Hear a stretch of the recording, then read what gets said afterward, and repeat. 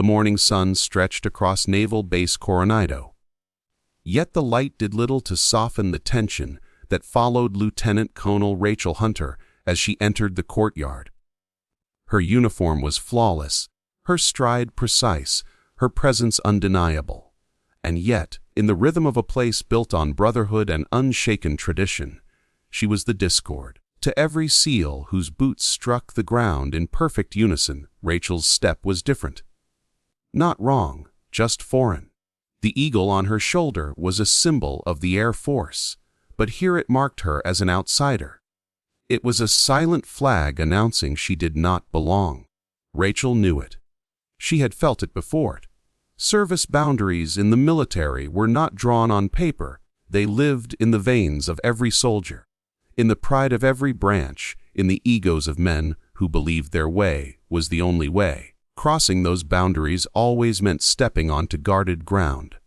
Naval aviators tolerated Air Force pilots, but only as guests. SEALs trusted those who bled beside them, not those who carried reputation into their midst. And admirals, men like James Briggs, guarded tradition like a fortress, viewing outsiders as intrusions to be resisted, not welcomed. The courtyard stilled as she passed. Heads turned, conversations died, and the unspoken weight of judgment pressed in from every direction. To the SEALs, Rachel was a question mark, an officer with orders, but no history here. To the Admiral, she was a disruption, a challenge to authority that had long gone unquestioned. Even her silence was scrutinized, every movement measured against invisible rules she had never been invited to learn. Her presence was not just a test of her own resolve. It was a test of whether she could stand in the space where she was neither wanted nor trusted. But Rachel had been doubted before. She had been called names, dismissed as a woman in a man's world, sidelined as a pilot whose courage was questioned more than her skill was acknowledged. She had learned, over years of battles both in the air and in the halls of power, that respect was never given freely. It was taken, piece by piece, earned in the silence after chaos, proven in the promises kept when the odds were impossible. She did not need their warmth. She did not need their approval. What she carried with her was heavier than both, her own unshakable record. And so, every step she took across that courtyard carried weight. Not the weight of medals or authority, but the weight of being an outsider who refused to shrink. The weight of walking into a storm already gathering around her. The weight of eyes that doubted her, and whispers that had yet to speak her name. For Rachel Hunter, every step across Naval Base Coronado was not just movement. It was declaration, a silent vow that she did not need to be welcome to prove she belonged. The courtyard had been heavy with silence, each soldier waiting for someone else to move first. Rachel Hunter stood steady, her posture controlled, her eyes fixed. Though she could feel the weight of 1,000 judgments pressing down on her. She was an intruder in their world, a disruption to the order that had long defined their brotherhood. The Admiral's glare carried authority, but beneath the surface, uncertainty rippled like a current. Then, almost like a crack of lightning in a storm, the first whisper cut through the air: Valkyrie. It was a name that did not need explanation. No introduction, no decorated speech could carry its weight. The sound of it pulled men backward in time, to nights filled with chaos, fear, and blood. They remembered the woman who had stood in the dark, refusing to retreat, refusing to abandon those she could save. The name was not a story, they had lived it. And suddenly, Rachel Hunter was no longer just a stranger in their courtyard. She was the embodiment of a legend they thought they'd left behind.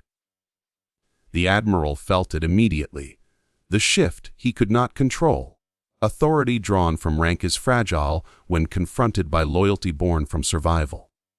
Briggs's voice could silence a room, but Valkyrie could ignite it. Men who had been still and uncertain now carried the spark of recognition in their eyes.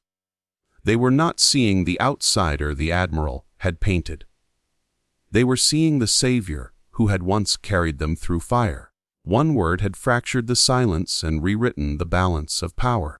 In war, names become more than markers. They become proof of what someone has endured, of what they have given.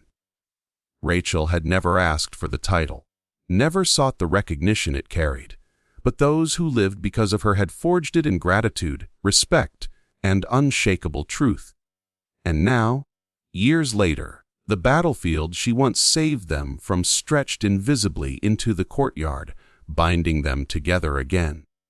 The Admiral might command through order, but Valkyrie commanded through memory.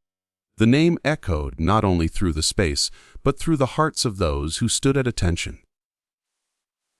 It was a reminder that history cannot be erased, and legends do not die quietly. Rachel Hunter had returned not as a stranger seeking validation, but as Valkyrie, a figure they could not deny. And in that moment, she understood the quiet power of a name. It was not hers to own, but theirs to give, and once given, it could never be taken away. Respect has always been misunderstood by those who chase it.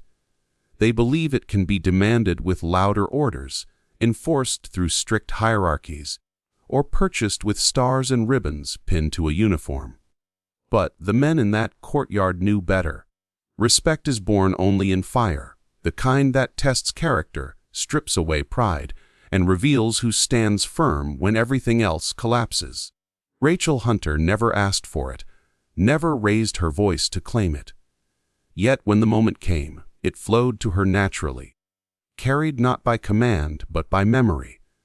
They remembered the night when chaos reigned, when the sound of gunfire drowned out hope. They remembered the fear in their own chests, the suffocating weight of death pressing closer with every heartbeat.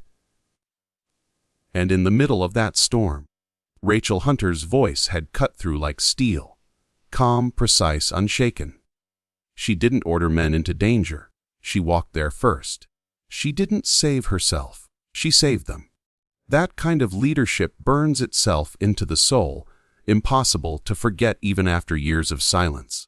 The salutes she received in Coronado were not gestures of formality.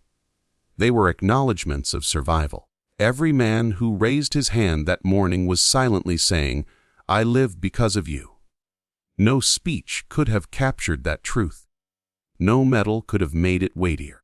Respect of that magnitude is carved deeper than rules or protocol. It is carved into the marrow of the men who owe their tomorrow to someone else's courage. Admiral Briggs, for all his authority, could never summon that kind of loyalty. His power lived on paper, in signatures, and in ranks. Rachel's power lived in flesh, blood, and memory.